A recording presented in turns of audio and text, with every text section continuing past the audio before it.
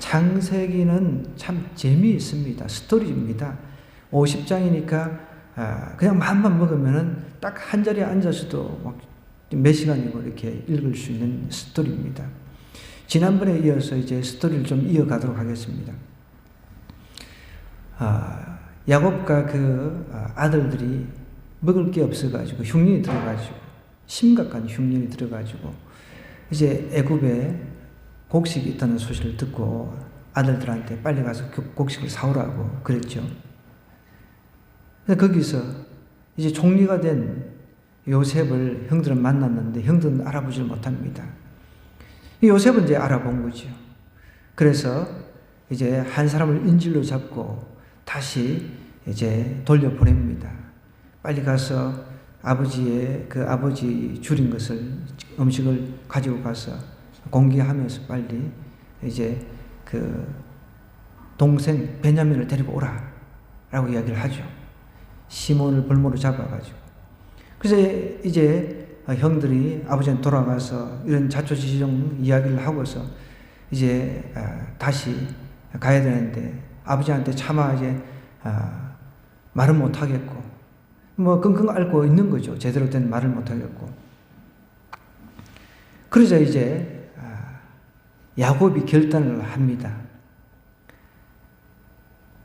지금 베냐민 아끼는 요셉의 그 동생이죠. 베냐민 그냥 죽어도 좋으니, 자 그러면 무슨 일이 생겨도 좋으니까 하나님께서 이제 알아서 하실 것이다 라는 이제 확신이 생긴 거죠. 야곱이 다시 가서 빨리 가서 양식을 구해오고 이제 시몬도 잡혀있는 시몬도 다 데려올 수 있으면 데려올 수 있도록 그렇게 이제 요청을 하죠.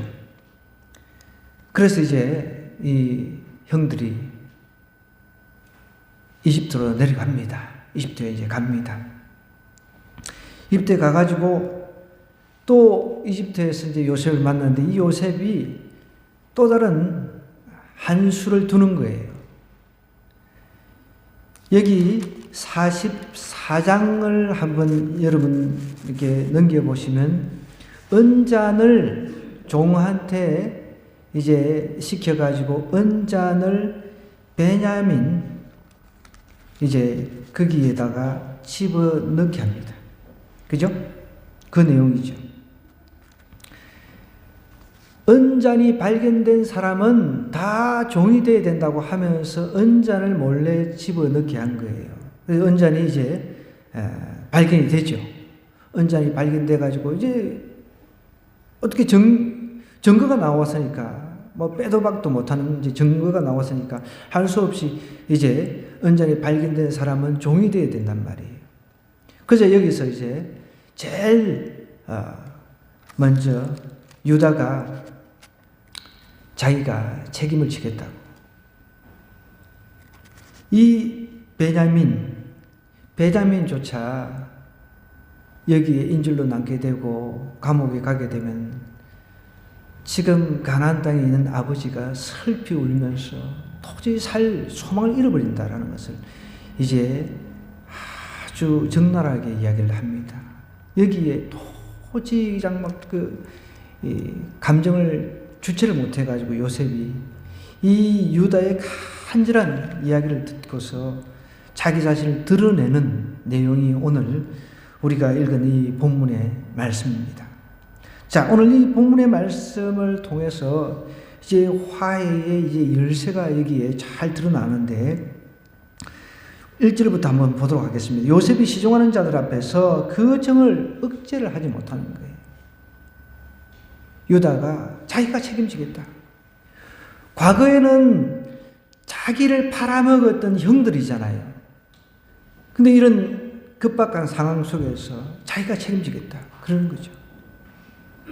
르우벤도 제일 맏형이지만 자기 아버지 야곱한테 자기 동생을 데리고 오지 못하면은 자기 아들을 죽이라고까지 이야기를 했습니다. 이제 유다가 나서가지고 내가 종이 되겠다, 차라리. 이제 그런 모습에서 요셉이 감정을 억제를 못한 거예요. 형들이 변했다는 거죠. 변했으니까 이렇게 한 거죠. 아니, 난 몰라. 그냥 뭐, 베냐민이든 시몬이든 잡혀서 죽든 말든, 뭐, 감옥에서 평생 썩든 말든 나는 몰라. 이렇게 했더라면 요셉이 자기 자신을 아직 드러낼 때가 아니라고 생각했을 거예요.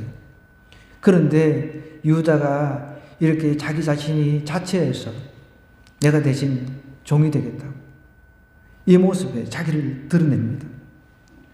모든 사람에게 자신에게서 이제 물러가라고 하면서 그 형제들 자기를 알리니 그때에 그와 함께한 다른 사람이 없었다라고 했습니다. 2절에도 보면 요셉이 이제 다 뭐 여기서 우는 것은 어떻게 보면 복합적인 거죠.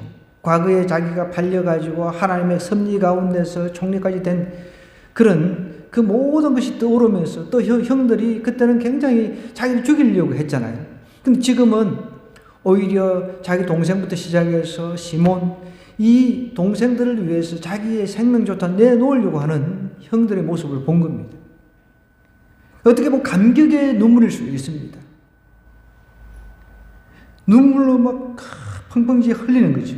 큰 소리로 우니까 이 애굽 사람에게 다 들리고 심지어 바로의 궁중에 들렸다고 할 정도면 얼마나 큰 소리로 울었겠습니까? 요셉이 그 형들에게 이렇게 이야기를 합니다. 3절입니다. 나는 요셉이라. 왜 사람들이 안 믿으니까. 자기 동생인 것을 안 믿으니까. 이제 통역도 없애버리고 직접 이야기를 하는 거예요, 지금. 내가 요셉이다. 내가 요셉입니다. 내 아버지께서 아직 살아 계십니까? 형들이 그 앞에서 놀라서 대답을 못 하는 거죠, 지금. 그 전까지는 이제 통역을 세워가지고 이렇게 이야기를 하니까 제대로 몰랐는데 지금 직접 이제 요셉이 히브리 사람이니까 히브리 말로 그냥 바로 이야기를 하는 거예요. 그러니까 이제 뭐 눈이 둥글둥글 해가지고 그 전까지는 안 믿어졌는데 지금은 이제 믿겨지는 거죠. 요셉이 형들에게 이렇게 이야기를 하면 내게로 가까이 오소서. 그들이 이제 가까이 가니까 이르되 나는 당신들의 아우 요셉이니 당신들이 애굽에 판자라 똑똑히 보세요. 그렇게 이야기를 하는 거예요. 자, 여기서 우리가 요셉과 이 형들과의 그 화해 열쇠가 있는데 제일 먼저 첫 번째가 형제의식이라는 거예요. 여러분, 우리가 북한을 미워할 수 없는 게 형제의식이 있기 때문에 그런 것 아닙니까?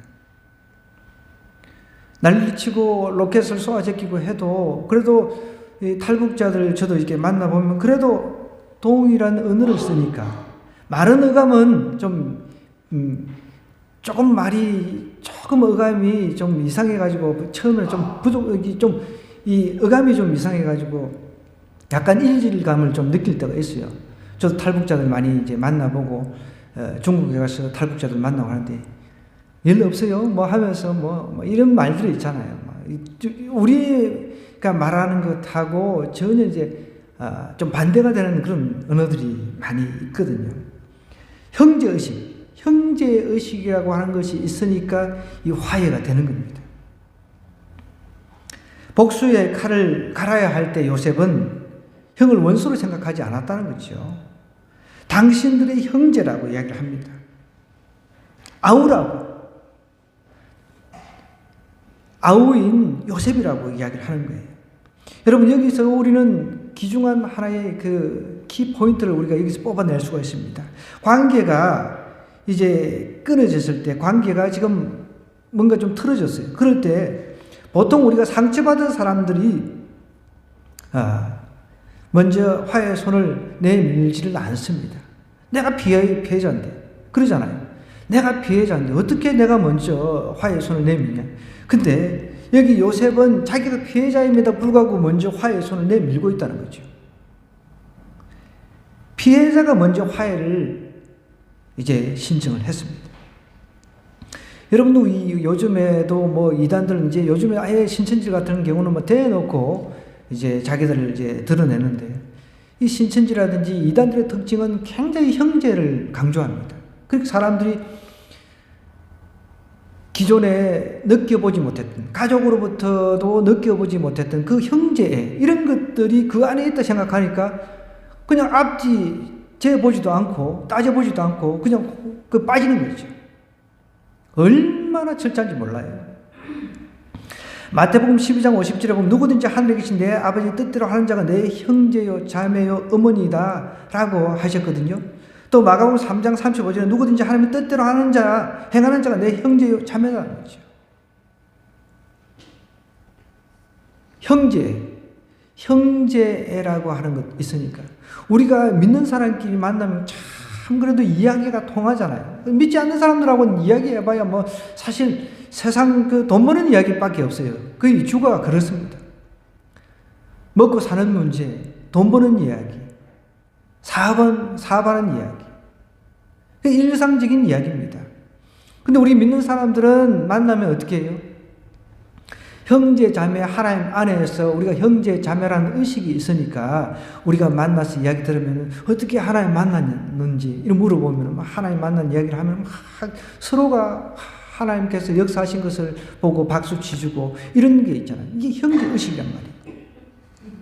요셉에게는 이 형제 의식이 있었으니까 자기가 피해자임에도 불구하고 먼저 화해의 악수를 청했다는 것입니다.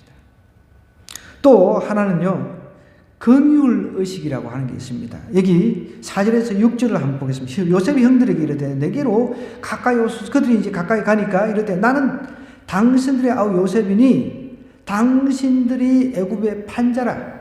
당신들이 나를 이곳에 팔았다고 해서 근심하지 마소서. 한탄하지 마소서. 하나님의 생명을 구원하시려고 나를 당신들보다 먼저 보내셨나이다. 이 땅에 이 2년 동안 흉년이 들었으나 아직 5년은 밭갈이도 못하고 추수도 못한다 그랬습니다. 여러분, 긍휼의 반대라고 하는 것은 저주 혹은 심판이에요. 긍휼이라고 하는 것은 저주받아 마땅한 혹은 심판받아 마땅한 대상을 향해서 오히려 사랑을 베푸는 것입니다.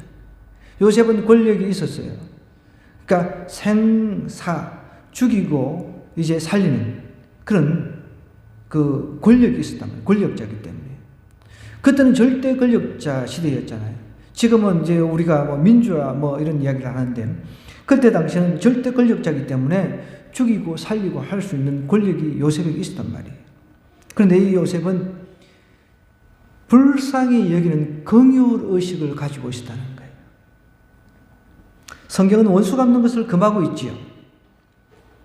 긍휼 의식을 가져야 될 이유는 하나님께서 긍휼하시기 때문입니다. 하나님께서 긍휼하시기 때문에 하나님의 아들이신 예수님을 이 땅에 보내주셔서 우리를 살리려고 하셨잖아요. 만약에 하나님이 긍휼이 없었어요. 그러면 이 인간, 죄진 인간 다 그냥 쓸어버리고 말죠. 여러분, 노아의 홍수 사건 여러분 다 기억하시잖아요. 하나님께서 아무리 이야기를 해도 안 되니까 그냥 노아 가족 8명 빼고 그냥 싹 죽여버리잖아요. 그래도 하나님께서 긍휼히 여겨주셨기에 노아 가족만 살려주셨어요.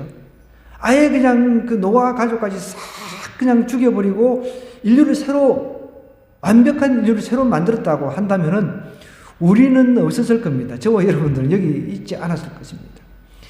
여기까지 우리가 이렇게 살아서 하나님을 예배할 수 있다는 게 얼마나 큰 긍휼인지 몰라요. 그걸 아셔야 된다는 거예요. 내가 존재하고 있는 것은 하나님의 긍휼 때문인 것을 분명히 아셔야 돼요. 성경에는 에베소서 이렇게 얘기를 하고 있습니다. 긍휼이 풍성하신 하나님이 우리를 사랑하신 그 큰 사랑을 인하여 긍휼이 풍성하시다 그랬습니다. 또 에베소서 2장 3절 4절 이렇게 얘기를 하는데요. 우리가 본질상 진노의 자녀였다.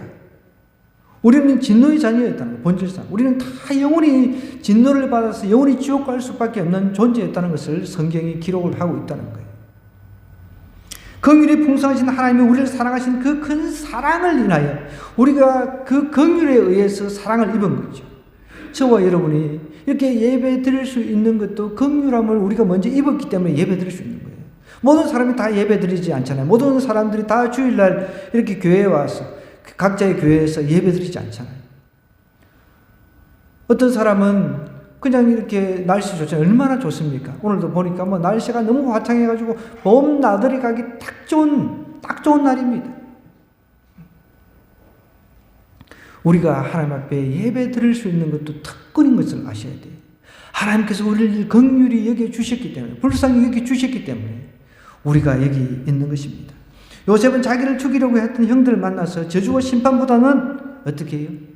하나님을 알았으니까 긍휼을 베풀었다는 거예요.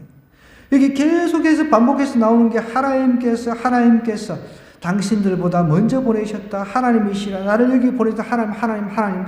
그 하나님의 긍휼을 입어가지고 요셉은 총리까지 올라갔다는 것을, 자기는 하나님의 도움을 입어서 자기 위치가 그렇게 됐다는 것을 분명히 인식을 했습니다. 그러니까 그 긍휼을 입은 자로서 형들을 흔쾌히 하나님의 능력으로 이렇게 용서를 한 것이죠. 요셉은 긍휼의 하나님과 교통하면서 살았기 때문에 그것이 가능했습니다. 여러분, 사람을 바라보면요, 열받죠. 머리 김이 그냥 모락모락 나죠. 그러나 요셉의 시선은 늘 하나님께 향해 있었습니다. 긍휼이 풍성한 하나님을 통해 긍휼의 샘이 마르지 않음으로 인해서 어느 날 자기를 힘들게 하는 형제들이 자기에게 다가오는 것을 보고 끌어안을 수 있었던 거죠. 여러분이 형제들 또 주위의 친척들 간에 끈끈한 관계가 있는 사람들 분명히 있을 것입니다. 내가 하나님께로부터 그 긍휼을 받았는데 그 끈끈한 관계를 내가 품지 않을 수가 없는 거죠. 우리에게도 긍휼의 샘이 마르지 않도록 늘 우리가 신경을 써야 돼요. 하나님을 바라보면요, 부부관계든 자녀와의 관계든 내가 긍휼을 베풀지 않을 수가 없는 거예요. 나는 받았는데 나는 베풀지 못해요. 긍휼을 베풀지 못해요. 이거는 모순인 거죠.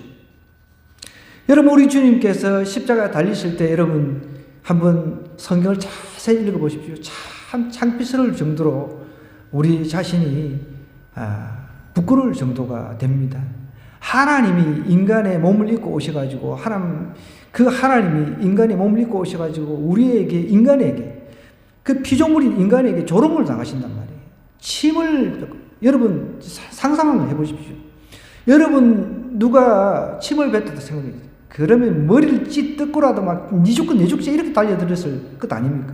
근데 예수님께서는 하나님이셨는데 침을 뱉고 조롱하고 뺨을 때리고 툭툭 치고, 그런데도 불구하고 긍휼을 베푸셨다는 거예요. 참으시면서. 만약에 하나님께서 저희 인간들 그냥 한순간에, 그럼 그냥 슈퍼맨처럼, 우리가 흔히 이제 기대하는 슈퍼맨처럼 그냥 쑥 내려와가지고 그냥 다 죽여버려도 되잖아요. 영원히 지옥으로 보내버려도 되잖아요. 그렇지가 않았습니다.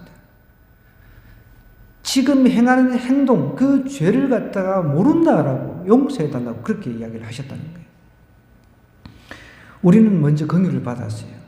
진노의 자녀였는데. 여러분, 누가 나한테 잘못한 거 있으면 즉각 용서하시기 바랍니다. 막 꽁해가지고 막 일주일이고 한 달이고 막 이야기도 안 하고 그렇게 하지 마시오. 즉각. 우리는 용서를 받았어요. 우리는 영원한 지옥에 가야 될 존재였는데 하나님의 은혜를 용서를 받았잖아요. 그죠? 이제 마지막 우리가 하나 더 생각해야 될 것은, 화해 열쇠에 생각해야 될 것은요, 지난번에도 말씀드렸지만 이 섭리의식, 모든 것이 하나님의 뜻 안에 있다는 이 섭리의식이 요셉에게는 철저하게 있었다는 거예요. 여기서 반복해서 나오는 단어가 아까 전에 말씀드렸던 하나님이죠. 하나님. 내가 한 일이 아니라는 거예요. 하나님께서 하신 일입니다. 당신은 나를 팔아넘겼지만, 나를 죽이려고 시도했지만 이 모든 일은 하나님께서 한 거라는 거예요. 바로 오늘 가족들을 도울 수 있도록, 그래서 하나님의 백성을 보존할 수 있도록 하나님께서 미리 전부터, 창세 전부터 계획하시고 준비하셨다는 것을 이야기하는 거예요. 요셉은 그래서 항상 하나님과의 교통을 하다 보니까 구속사적인 그 관점에서, 그러니까 구속사적인 관점이라고 하는 것은 창세 전부터 하나님께서 다 죽여버려야 되는데 노아를 살려주셨어요. 노아 살려주고 노아의 자손이 전 세계에 퍼졌습니다. 그런데 이미 한 번 죄를 진 인간에게서 태어나는 사람들은 다 죄다 죄인입니다. 이 죄인으로서는 도저히 길이 없는 거예요. 그래서 하나님께서 창세 전부터 하나님 스스로 이제 인간의 몸을 입고 와야 되겠다는, 그것이 이제 성삼위 하나님께서 합의를 하신 거예요. 하나님은 계획하셨습니다. 그리고 아들 성자 예수님을 이 땅에 파송하십니다. 그리고 이 땅에 오셔서 그 우리 인간의 구원 사역을 이루시는 거예요. 그래서 성령 하나님께서 각자의 마음을 확 뒤집어 엎어 놓는 거죠. 꽁에 있는 사람들의 마음에 들어가셔가지고 마음을 엎어가지고 갈아엎어가지고 부드럽게 만드신 거죠. 그러면 부드럽게 만들어가지고 하나님 믿게 되면은 내가 과거에서부터 여기까지 온 모든 것이 하나님의 뜻 안에 섭리 안에 있구나. 이런 것이 이제 깨달아지는 거죠. 이해가 되어지고 깨달아지는 거죠. 이게 구속사적인 관점이라는 거죠. 그래서 예수님을 통해서 내가 구원받았구나. 내가 진노의 자녀였는데 이제 구원받았구나.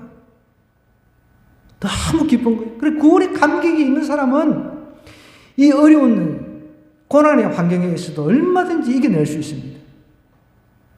요셉은 이런 섭리의식이 분명히 있었다는 거예요. 내가 잘나가지고, 내가 막 노력해가지고, 내가 지금 요셉의 그 이야기를 이제 우리가 각색하지만, 내가 잘나가지고 이렇게 총리가 됐으니까, 당신들은 오늘 국물도 없어. 나를 갖다가 이렇게 힘들게 팔아가지고 나를 이렇게 고생시켰지. 당장 감옥에 쳐넣어. 이렇게 나왔다 그러면은 요셉이 성경에 기록이 됐겠습니까? 하나님께서 그 모든 것, 그러니까 당신들이 나를 팔았다고 너무 서로 막 싸우고 이제 돌아가면서 서로 막 누구 탓 이렇게 하지 말라는 거죠.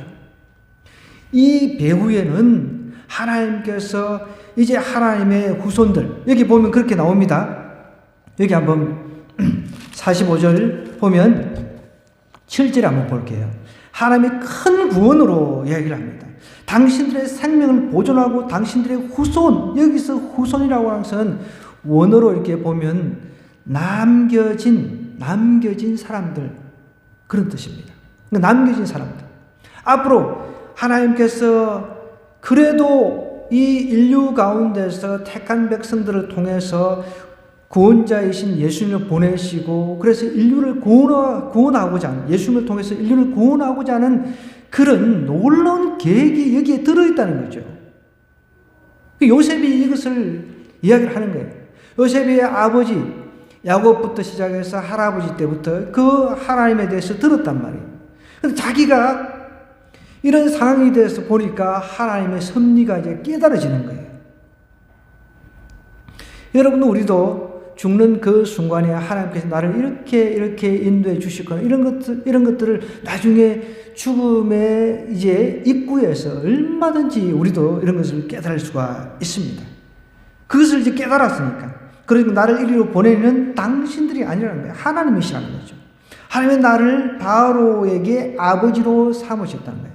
이게 무슨 말입니까? 바로에게 아버지로 삼으셨다. 실질적으로 요셉에게서부터 모든 아이디어와 정책들이 다 나오죠. 사실 바로 왕은 어떻게 보면 왕끝만 가지고 있는 허수아비나 마찬가지입니다. 모든 정책은 요셉에게서부터 나옵니다. 그러니까 아비와 같은 존재죠. 바로 왕 입장에서는 보면 아버지와 같은 존재라는 그런 뜻입니다. 지금 그것을 이야기하는 거예요. 바로에게 아버지로 삼으시고 그 온 집의 주로 삼으시며 애굽 온 땅의 통치자로 삼으셨나이다 그랬습니다. 그러면서 이제 당신들은 속히 아버지께로 올라가서 아래기를 아버지의 아들 요셉의 말에 하나님이 나를 애굽 전국의 주인으로 세우셨으니 지체 말고 내게로 내려오라고 이야기를 합니다. 그러면서 앞으로 이제 여기 내려오면 내가 아버지와 모든 가족들, 형님들 가족들까지 다 복양을 해드리겠다라고 이야기를 합니다.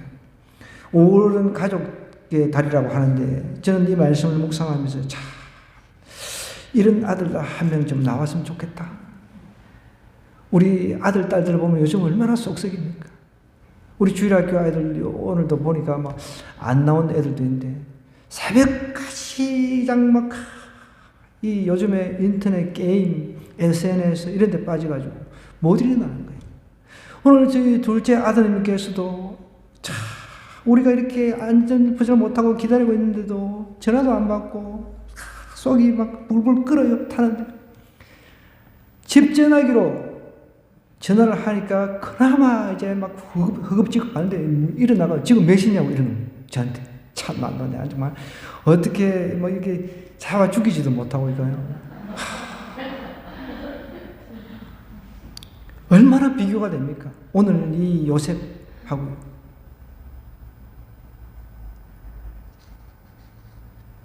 요셉은 구속사적인 그 관점에서 인생을 바라보았다는 거죠. 구속사의 관점이라고 하는 것, 이거 너무 중요한 거예요. 하나님께서는 이스라엘 백성을 구원하고 보존하셔서 그 백성을 통해서 하나님의 구원의 역사를 펼치고자 하는 모든 일을 진행하고 계신다는 거예요. 지금 이렇게 속을 좀 썩이고 한다 할지라도 하나님은 우리의 자녀들, 이런 자녀들을 통해서 하나님께서 어떻게 사용하실지 모르는 거예요. 제가 오남에서 있을 때 그 아이들을 열심히 양육을 했는데요. 고등학생들, 굉장히 좀 중학생, 고등학생들, 이게 빗나가고 반항하고 그러잖아요. 근데 이제 그 집에 아들이 2명이 있었어요. 딸 하나 있는데. 이 둘째 아들이 유독 그냥 뭐 예배 시간에 이렇게 예배 드리면은 진짜 양반이죠. 양반, 벽에 옆으로 누워가지고 그냥 보란 듯이 그냥 거부를 하는 거예요. 반항하고. 또 그때는 이거 어떻게 할 수도 없고, 가서 그냥 한 집 박아버리지도 못하겠고, 속은 불을 끓고, 그런데요. 지금 그 아이가 그 집에서 돈을 제일 잘 벌더라고요. 제네시스 끌고 다니는데, 여러분 기억하십시오. 제네시스 끌고 다니는데, 한 달에 유류비가 80만 원 나온답니다. 참 격세지감이라는 말을 이때 쓰는 거죠. 정말 그때는 너무너무 화가 났어요. 제가 보란 듯이. 근데 지금 20대인가 그래요. 아직까지 20대 후반인가 그렇습니다. 제네시스. 제네시스라고 하는 게 우리나라 최고의 브랜드입니다. 원래 창조라는 뜻이죠. 제네시스. 한 달에 80만 원씩 길거리에 흘리고 다닐 정도로 그만큼 많이 번다는 거죠, 여러분. 쏙 썩이는 아이들도 하나님의 섭리 가운데 있다라고 믿으면 우리가 포기할 수가 없는 것입니다. 하나님의 선하심을 믿고 그 선하심으로 사람들 대하면서 여전히 악한 세상 속에서도 선을 베풀어가는 그런 인생, 그것이 바로 요셉의 삶이었다는 것이죠. 요셉은 아버지와 모든 친지들을 이제 데리고 오라고 말씀하면서, 저는 이 말씀을 읽는데 우리 자녀들도 아버지, 어머니 나중에 내가 편안하게 모셔드릴게요. 제니시스 아니라 내가 벤처 최고급 S급 이렇게 해서 내가 모셔드릴게요. 이런 사람도 우리 중에 분명히 나올 수 있습니다. 아멘입니까? 네. 여러분, 노년에 이런 자녀가 분명히 필요하죠. 근데 우리 현실은 좀 반대잖아요. 좀 현실은. 재미있는 유머가 있는데, 어떤 사람이 결혼해서 아들 낳았습니다. 유명하고 똑똑한 아이가 되라고 아인슈타인 우유를 먹여 키웠습니다. 근데 아이가 자라면서 세계적인 인물은 못 될 것 같아서 우유를 바꿨습니다. 서울대학교 가라고 서울 우유로요. 그런데 이놈이 중학교에 들어가서 보니까 서울대는 가기 힘들 듯 합니다. 아쉽지만 한 단계 낮춰야 할 것 같아서 연세 우유로 바꿨습니다. 근데 실력이 택도 없어 마음을 비우고 좀 더 낮춰 건국대학이라도 가라고 건국 우유를 먹였습니다. 근데 이놈이 이제 고등학생이 되다 보니까 건국대 근처도 못할 것 같아서 우유를 바꿨는데요. 저지방 우유로요. 저 멀리 지방에 있는 대학이라도 붙어주기를 간절히 기원하면서. 그런데 그것도 힘들어 보여서 3.4 우유로 바꾸게 되었습니다. 3년제, 4년제 가리지 않고 합격만 하게 해달라.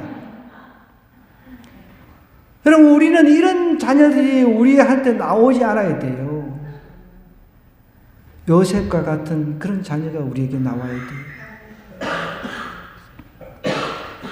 자, 정리를 좀 하겠습니다. 요셉에게는 형제의식이 있다 그랬습니다. 긍휼의식이 있다 그랬습니다. 그리고 하나님의 그 섭리의식이 있다는 거예요. 우리 삶이 코로나로 인해서 많이 힘들잖아요. 여러분, 로마서 5장 3절 4절 말씀을 보니까 이런 말씀이 있어요. 우리가 환난 중에도 즐거워한다고 그랬습니다.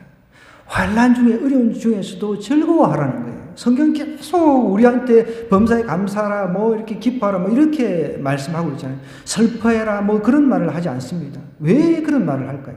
환난 중에 즐거워하라. 환난이라고 하는 것은 인내를 낳는다는 거예요. 여러 고난들이 각자가 다 있어요. 우리 가정으로 이렇게 세부적으로 들어가 보면요. 자녀 고난 없는 사람들도 없고요. 뭐 경제적인 고난부터 시작해서, 그죠? 다 있습니다. 그런데 환난 중에 즐거워하게 되면 이 환난이 인내를 낳는다는 거예요. 그 다음에 인내라고 하는 것은 이 우리가 인내하면서, 고난 가운데 인내하면서 연단을 낳는다는 거예요. 연단이라고 하는 것은 우리나라 말로 하면은 이게 좀 굉장히 어려워 보이는데, 그러니까 인정받은 자질. 연단을 통해서 사람이 변하는 것은 어려움을 통해서 변화가 일어나거든요. 여러분, 뭐든지 잘 먹고 잘 살고 문제가 없으면 변화라고 하는 게 일어날 일이 없어요. 고난을 그래서 당한 것이 내게 유익이라고 자꾸만 성경이 이야기를 하는 거죠. 이 환난이 닥쳐오면 우리는 즐거워해야 돼요. 자녀 고난이 닥쳐온다 해도 우리는 즐거워해야 돼요. 우리 자녀들 중에서 요셉과 같은 자녀가 나올 수 있다는 거예요. 아버지, 어머니, 이 형님들 가족부터 시작해 사촌, 팔촌 다 내가 이 먹여 살리겠다. 이런 사람이 나올 수 있잖아요. 환난이라고 하는 것은 인내는 연단, 인정받은 자질, 그 인내를 하다 보니까 점점 이제 캐릭터가 이제 성격이 변하는 거예요. 고난을 당하다 보면 사람이 성격이 변합니다. 과거에 막 성질이 사나웠던 사람들이 점점 고난 가운데서 이제 죽어지고 그렇게 변화가 일어난다는 것이죠. 근데 이제 이 변화가 일어난 캐릭터가 점점 이제 성격이 바뀌어지다 보니까 세상에 살아보니까 별거 아니거든. 별거 아니잖아요. 부자나 가난한 자는 큰 차이가 없잖아요. 사실 나이가 들다 보면 인물도 마찬가지예요. 여자들은 막 그 10대 때부터 정말 이 인물 예쁘지는 거 신경 쓰는데 이제 50 넘어가면 신경 씁니까? 별로 안 쓰잖아요. 그죠? 이제 그거야 뭐 이 신경 쓰는 건 10대 때나 이제 20대 때 이제 결혼하기 전에는 좀 신경 쓰지. 뭐 결혼하고 나면은 보니까 우리 동네도 보니까 아줌마들이 잠옷을 입고 막 걸어 다니더라. 신경도 안 써요. 큰 차이가 없다는 것입니다. 그래서 이제 점점점 하나님을 믿게 되면은 이 땅의 소망보다는 저 하늘나라의 소망을 가지고 살아갈 수밖에 없다는 것이죠. 그래서 오늘 우리 삶 속에 여러 가지 문제가 있어요. 이 문제 속에서 날마다 그 문제 자체를 바라보면은 우리는 소망이 없어요. 풀어질 이유도 없고요. 그런데 문제 너머에 있는 하나님의 그 뜻, 하나님의 섭리, 그리고 하나님께서 우리에게 베푸신 그 긍휼, 이것을 내가 베풀겠다.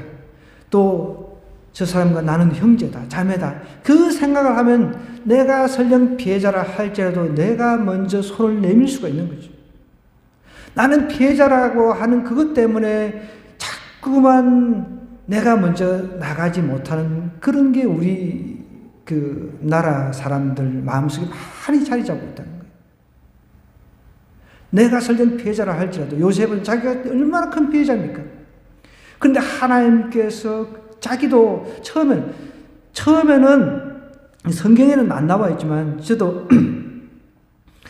그 예전에 유치원 아이들 영어를 가르친 적이 있어요. 대학원 다닐 때.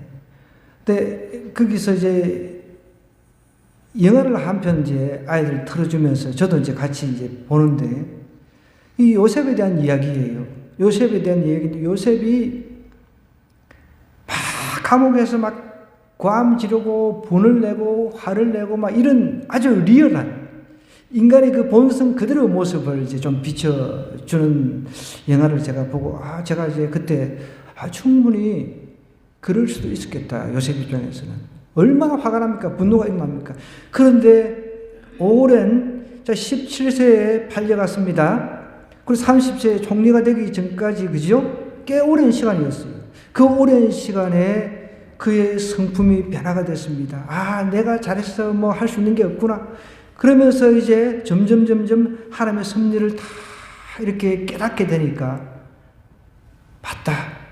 하나님께서 형들을 통해 가지고 나를 이집트로 팔아 가지고 이 기근의 때에 모든 내 가족들을 구원하라고 하는 하나님의 뜻이 여기 숨어 있었구나. 그런 것이 깨달아진 거예요. 처음부터 그걸 깨달았겠어요? 처음부터는 깨달을 수가 없죠. 분노하다가 화를 내고 하다가 아니 나는 순결을 지키고 옷도 내버리고 도망가는데 내가 갈 곳은 오히려 감옥 갔네? 얼마나 화가 납니까? 그런데 그 감옥 안에서 정치가를 만나고 정치 수업을 거기서 받고 여러분 요셉이 뭐 인류대를 나왔어요. 인류대를 나오지도 않았습니다. 우리가 원하는 뭐 인류대, 뭐 하버드라든지 뭐 MIT라든지 이런 뭐 서울대 아니죠. 감옥에서 정치 수업을 다 받았어요. 하나님께서 주시는 지혜로 그리고 꿈을 통해 가지고 앞으로 7년 형년이 올 것이다. 그 다음에 풍년이 올 것이다. 이런 것들을 하나님이 다 가르쳐 주시잖아요. 우리는 모든 그 문제 이면에 하나님의 그 섭리, 하나님의 뜻이 있다는 것을 다시 한번 깨달아야 돼요. 내 자녀가 지금 속을 썩여요. 내 자녀가 내 마음에 안 들어요. 아까 전에 우유 그 유머를 좀 했지만 그렇다 할지라도 하나님께서는 그 자녀를 통해서 우리 가문 전체를 구원하려고 하는 나의 남편, 나의 아내, 나의 가족들을 구원하려고 하는 그 하나님의 섭리가 있다는 것을 내가 좀 깨달아야 된다는 거죠. 오늘 그런 형제의식, 긍휼의식, 선의의식을 가지고 한 주간 사는 저와 여러분 되기를 주님으로 간절히 부탁드립니다. 오늘 말씀 생각하면서 우리 한번 기도하십시다. 하나님, 내 삶 속에 환난이 찾아오면 분노하고 하나님 앞에 오히려 따지고 들기보다 즐거워하게 해 주옵소서. 오히려 어려움이 찾아올 때 나의 형제의식 또 긍휼의식 그리고 하나님의 그 섭리의식을 통해서 좀 더 먼 미래를 바라볼 수 있게 해달라고 우리 주여 한번 외치고 기도하도록 하겠습니다.